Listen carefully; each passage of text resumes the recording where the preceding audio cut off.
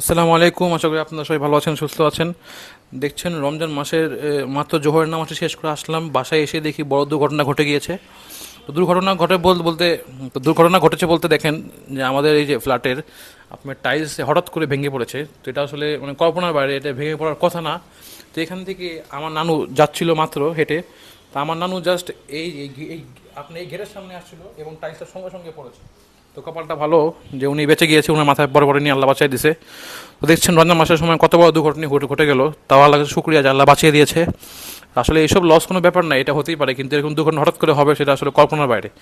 তো এটাই বলার উদ্দেশ্য যে আল্লাহ তাহলে কি নাকি পারে। দেখেন, দেখছেন টাইলস ভেঙে পুরো গুঁড়ো গুঁড়ো হয়ে গিয়েছে, দুইটা টাইলস একদম সমানে ভেঙে পড়েছে হঠাৎ করে। তো সবাই দৌড়ে এসে দেখলাম কি হয়েছে, মনে করছি কোনো কাজ ভেঙে গিয়েছে, পরে দেখা যাচ্ছে না, এখানে এসে টাইলস ভেঙে পুরো চুরমার হয়ে গিয়েছে। দেখছেন, তো আসলে বাসা বাড়িতে এরকম দুর্ঘটনা আসলে মানে হওয়ার কথা না, তো কোন সময় কি হয়ে যায় কিছুই বলা যায় না। দেখছেন এখানে ভেঙে যাওয়ার কোনো কথাই না, হঠাৎ করে ভেঙে পড়ে গিয়েছে। ভিতরে সিমেন্ট শুকিয়ে গিয়েছে বা কিছু হয়েছে যার ফলে টাইলসটি ভেঙে পড়েছে। যাই হোক, আজকে ভিডিও করার উদ্দেশ্য এটাই, যেটা পুরো ধারণার বাইরে হঠাৎ করে হয়ে গিয়েছে। আল্লাহ সবাইকে হেফাজত করুক, সবাই সেফ থাকবেন, যে কোনো সময় যে যা কিছু হতে পারে। তো বাঁচানোর মালিক আল্লাহ, সবাই সবসময় দান সৎকার করবেন যাতে এরকম বিপদ আপদ থেকে বেঁচে থাকা যায়।